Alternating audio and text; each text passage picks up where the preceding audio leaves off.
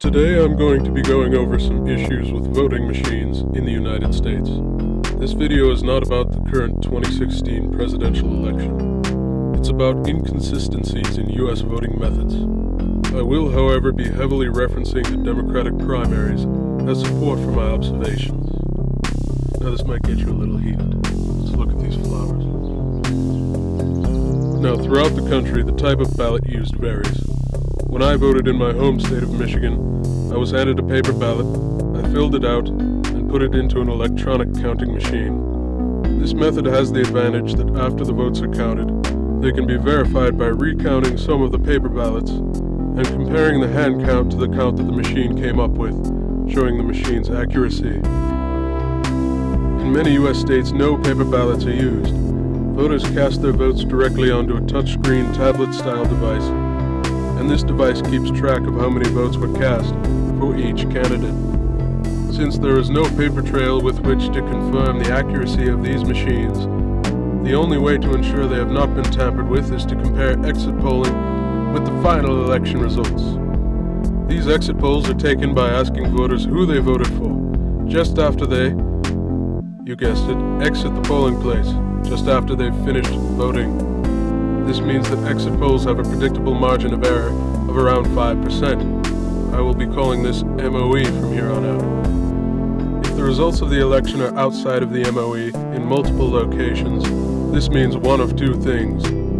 One, the exit polls were not conducted properly and therefore do not reflect the results of the election. Or two, the exit polls are correct, while the election results themselves are not, whether through miscount or fraud.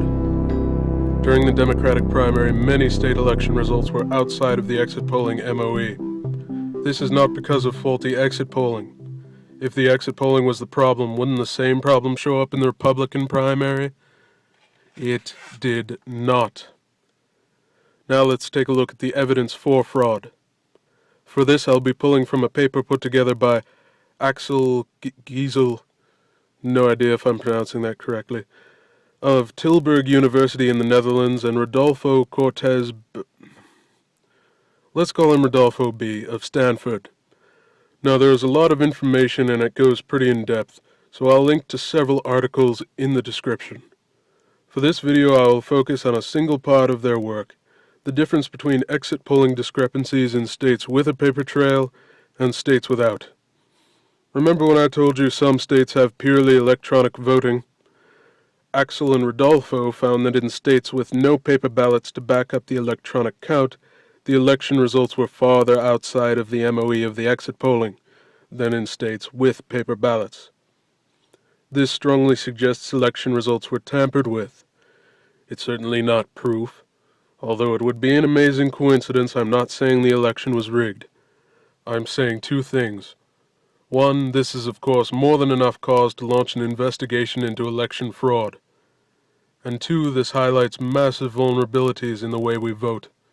The fact that fraud is a strong possibility shows that we need paper ballots in every state and for every election.